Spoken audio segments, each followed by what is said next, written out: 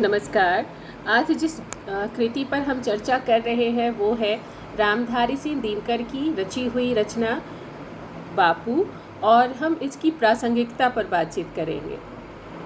आधुनिक भारतीय भाषा हिंदी पत्र के अंतर्गत विद्यार्थियों को रामधारी सिंह दिनकर की रचना बापू को पढ़ना है। जिस समय बापू नोआखली की यात्रा पर थे, उसी समय राष्ट्रकवि रामधारी सिंह दिनकर के द्वारा बापू कविता की रचना की गई थी। रामधारी सिंह दिनकर के कथन के अनुसार यह जो छोटी सी पुस्तक है, यह विराट के चरणों में वामन का दिया हुआ क्षुद्र उपहार है। इस कविता के माध्यम से लेखक रामधारी सिंह दिनकर जी द्वारा बतलाया गया है कि इस देश को, देशवासियों को जितना हो सकता था बापू ने दिया।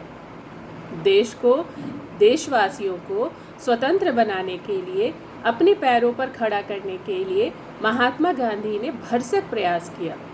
लेकिन फिर भी आज भी अगर हम आत्मनिर्भर नहीं हैं, तो इस आज़ादी को प्राप्त करने के लिए जो संघर्ष हुआ वह काफ़ी नहीं था। जो वैचारिक आज़ादी अब तक नहीं मिली है, इसको मद्देनज़र रखते हुए यह काव्य बापू आज भी हमारे लिए प्रासंगिक बना हुआ है। इस काव्य को लिखते समय रामधारी सिंह दिनकर की मनःस्थिति कैसी होगी, यह इस बात से स्पष्ट होता है कि इस काव्य की भाषा अद्भुत रूप से हमें प्रभावित करती है। कई बार लोगों के सामने हमारी आंसुओं की भाषा ही हमारी बेबसी की झलक देती है, लेकिन हमें अपनी इस बेबसी से बाहर आना होगा। अपने आंसुओं के सागर से समस्त संसार के दुखों को बहाकर बंधनों से मुक्त होकर जीवन में आगे बढ़ना होगा।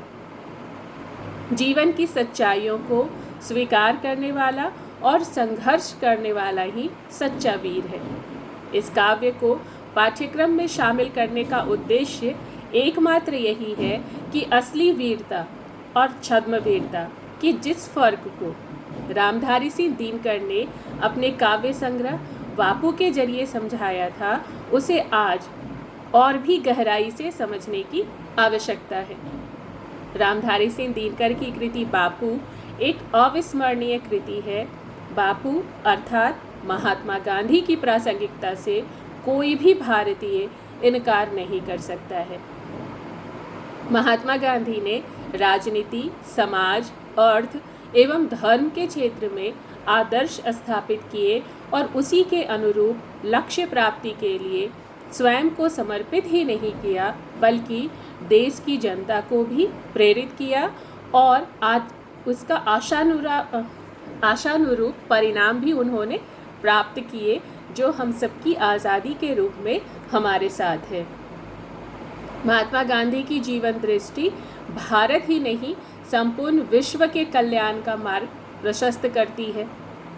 आज महात्मा गांधी हमारे बीच में नहीं है, किंतु एक प्रेरणा और प्रकाश पुंज के रूप में लगभग उन सभी मुद्दों पर उनका मार्गदर्शन निरंतर हमारे साथ है, जिसका सामना किसी व्यक्ति, समाज या राष्ट्र को करना पड़ता है। 21वीं सदी में गांधी जी की सार्थकता प्रत्येक क्षेत्र में है। इस अहिंसावादी पुरुष के सिद्धांतों के महत्व को समझकर ही संयुक्त राष्ट्र ने 2 अक्टूबर को विश्व अहिंसा दिवस के रूप में मनाने की घोषणा की। महात्मा गांधी हमारे देश भारत के नागरिक थे, इस बात पर प्रत्येक भारतीय गर्व करता है। आज हमारा विश्व जिस विनाश के ज्वालामुखी पर खड़ा है, उससे केवल गांधी जी ही बचा सकते हैं। उनकी क्षमता से प्रभावित होकर लॉर्ड माउंटबेटन ने कहा था, जो काम 50,000 हथियारबंद सेना नहीं कर सकी थी, वह गांधी जी ने कर दिया। वे अकेले ही एक पूरी सेना है। आतंक के साये में जी रहे सभी लोग न सत्य, न प्रेम और न अहिंसा से सरोकार रखते हैं। यही हमारी कमजोरी है, यही हमारी विवशता है। आज के मानव के सभी दुखों को दूर करने की एकमात्र रामबाण औषधि गांधीवाद है। राष्ट्रपिता महात्मा गांधी के विचारों ने दुनिया भर के लोगों को न सिर्फ प्रेरित किया बल्कि करुणा, सहिष्णुता और शांति के दृष्टिकोण से भारत और दुनिया को बदलने में भी महत्वपूर्ण भूमिका निभाई। गांधी जी ने अपने जीवन काल में सिद्धांतों और प्रथाओं को विकसित करने पर जोर दिया और दुनिया भर में हाशिए पर स्थित समूहों और उत्पीड़ित समुदायों की आवाज़ उठाने में भी अतुलनीय योगदान दिया। न्यू इंडिया के निर्माण में महात्मा गांधी की भूमिका और उनका प्रभाव निर्विवाद है। वर्तमान 21वीं सदी में भी एक व्यक्ति और एक दार्शनिक के रूप में गांधी जी उतने ही प्रासंगिक हैं जितने कि वह पहले थे। गांधी जी के द्वारा स्वीकृत सर्वधर्म समभाव अर्थात सभी धर्म समान हैं तथा सर्वधर्म सद्भाव अर्थात सभी धर्मों के प्रति सद्भावना इस वैश्विक एवं तकनीकी युग में सद्भाव और करुणा का वातावरण बनाए रखने और वसुधैव कुटुंबकम विश्व एक परिवार है के विचार को साकार करने के लिए आवश्यक है। महात्मा गांधी के विचारों को जिसने पढ़ा है वह एक सच्चे राष्ट्र निर्माता को समझ सकता है। महात्मा गांधी ने विश्व के बड़े नैतिक और राजनीतिक नेताओं जैसे Martin Luther king junior, Nelson Mandela और दलाई लामा आदि को प्रेरित किया तथा लैटिन अमेरिका, एशिया, मध्य पूर्व तथा यूरोप में सामाजिक एवं राजनीतिक आंदोलनों को भी प्रभावित किया। सांप्रदायिक कट्टरता और आतंकवाद के इस वर्तमान दौर में गांधी जी तथा उनकी विचारधारा की प्रासंगिकता निरंतर बढ़ती जा रही है, क्योंकि उनके सिद्धांतों के अनुसार सांप्रदायिक सद्भावना कायम करने के लिए सभी धर्मों, विचारधाराओं को साथ लेकर चलना जरूरी हो गया है। भूमंडलीकरण से स्पष्ट रूप से जुड़ा हुआ हमारा आधुनिक समाज और पूंजीवादी व्यवस्था से मजबूती से जकड़ा हुआ हमारा देश अगर सही मायने में प्रगति चाहता है तो महात्मा गांधी के सिद्धांतों को स्वीकार करना बेहद जरूरी है। बदलती हुई सामाजिक व्यवस्था में गांधी जी के विचार बेहद प्रासंगिक हैं, क्योंकि इससे पहले उनकी इतनी अधिक ज़रूरत कभी महसूस नहीं की गई। लेकिन इसके साथ एक विरोधाभास भी यह भी है कि इतना सब कुछ होने के बावजूद कोई भी उनके सिद्धांतों का अनुकरण करने के लिए तैयार नहीं है। गांधी जी को प्रयोगधर्मी व्यक्ति माना जाता है लेकिन यह प्रयोग केवल बौद्धिक स्तर तक सीमित नहीं था, बल्कि इसे उन्होंने अपने जीवन में भी उतारा, जिसकी कुछ लोग आज के दौर में आलोचना भी करते हैं। लेकिन उनके चिंतन और प्रयोगों में लोग क्या कहेंगे जैसे शब्दों का स्थान नहीं था। 20वीं शताब्दी के प्रभावशाली लोगों में Nelson Mandela, Dalai Lama, Albert Mother Teresa, Martin Luther King और आंग सान सू जैसे कई लोग हैं जिन्होंने अपने अपने देश में गांधी जी की विचारधारा का उपयोग किया और अहिंसा को अपना हथियार बनाकर अपने अपने इलाकों में, देशों में परिवर्तन लाए। यह इस बात का भी प्रमाण है कि गांधी जी के बाद और भारत के बाहर भी अहिंसा के जरिए अन्याय के खिलाफ सफलतापूर्वक लड़ाई लड़ी गई और उसमें विजय भी प्राप्त हुई। महात्मा गांधी 20वीं शताब्दी के दुनिया के सबसे बड़े राजनीतिक और आध्यात्मिक नेताओं में से एक माने जाते हैं। विदेश में उच्च शिक्षा प्राप्त करके बैरिस्टर बने गांधी जी भारत को स्वतंत्र करने के लिए सत्याग्रह और अहिंसा को अपना अस्त्र बनाते हैं।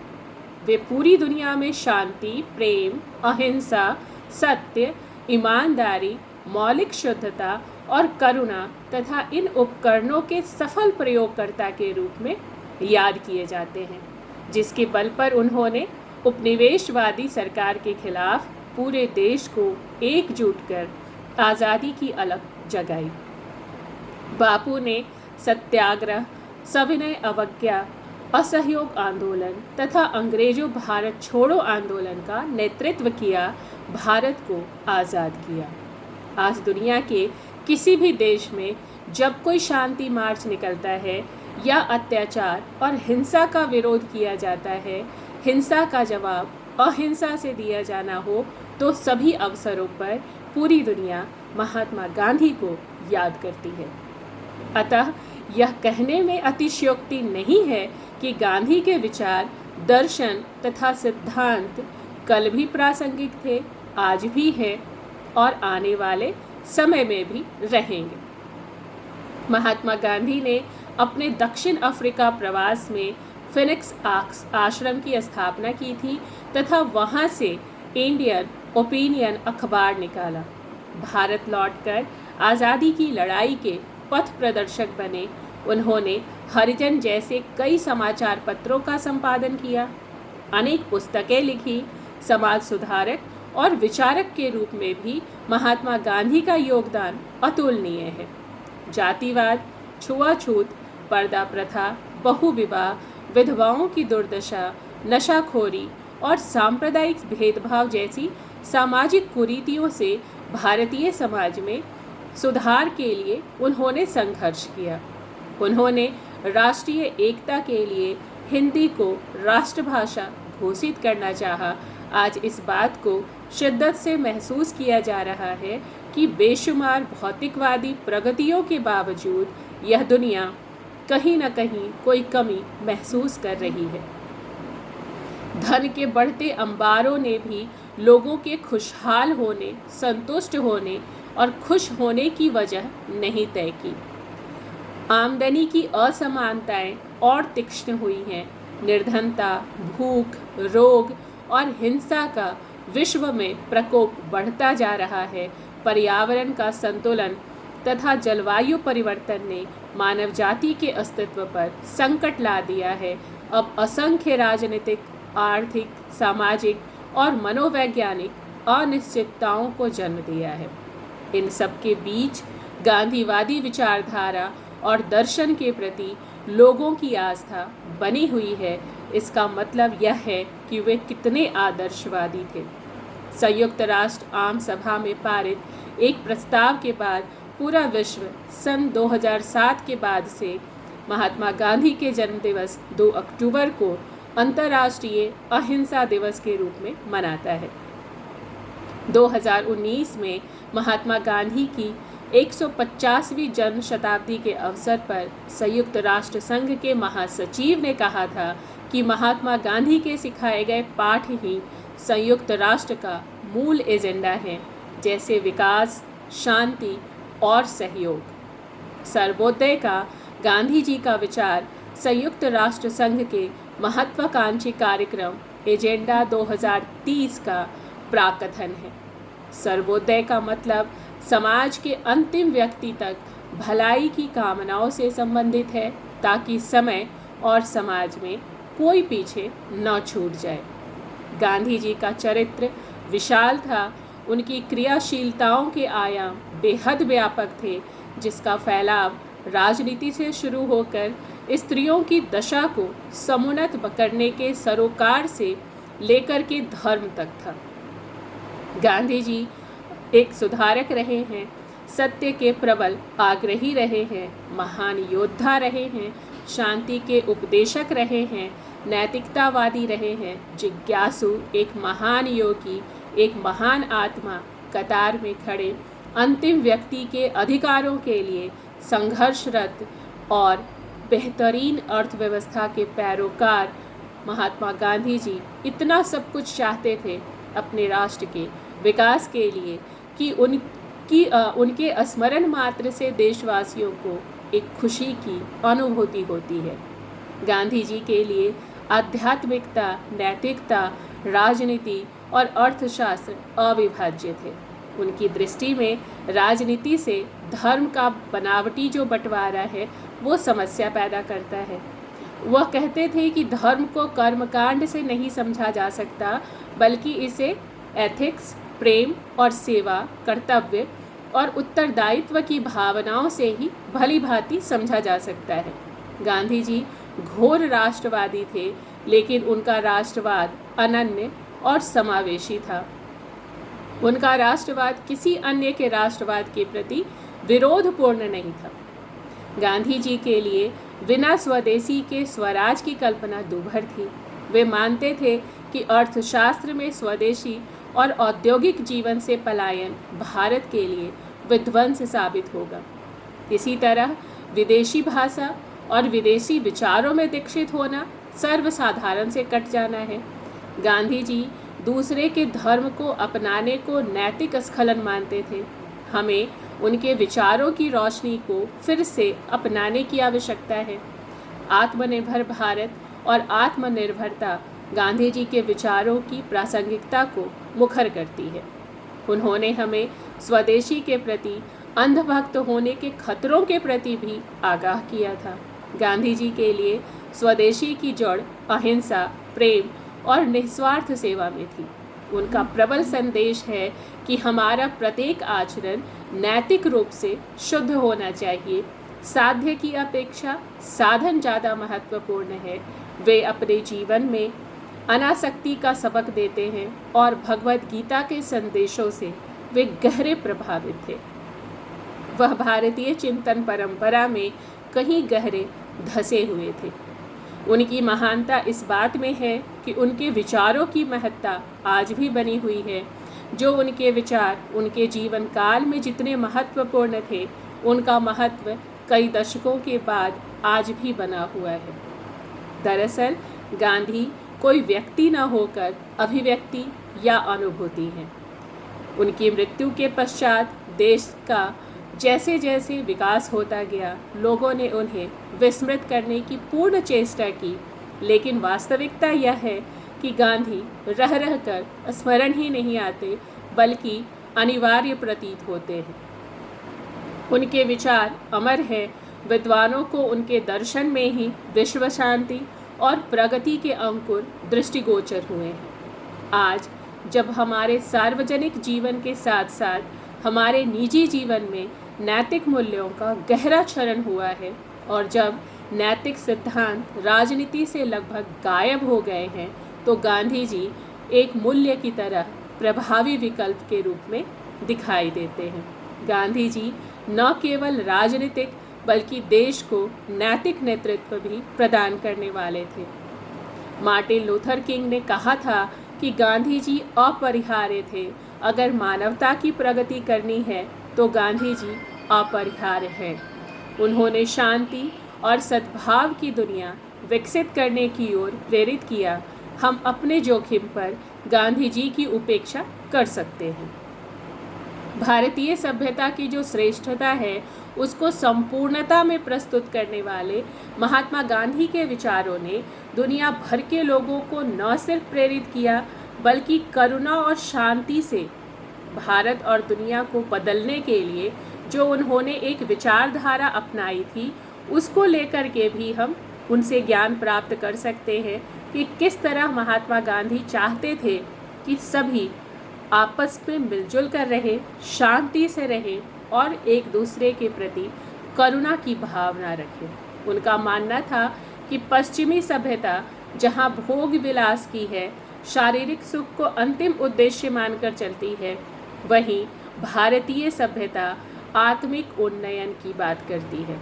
गांधी जी कहते थे कि सुख की आकांक्षा का विस्तार अनंत है तथा इसके मूल में विनाश है। अतः मानवता के सहज विकास के लिए आवश्यक है कि मनुष्य इस छलावे वाली प्रगति से उबरकर स्वाभाविक विकास को अपना ले। लेकिन वर्तमान समय में झूठ, फरेब, छलावा बढ़ता जा रहा है। लगभग हर व्यक्ति अपने चेहरे पर मुखौटा लगाए हुए है। आज लोग सोशल मीडिया में प्रसिद्धि पाने के लिए तरह तरह के पैंतरे अपना रहे हैं। छोटी छोटी बातों पर दंगे किए जा रहे हैं, हत्याएं हो रही हैं।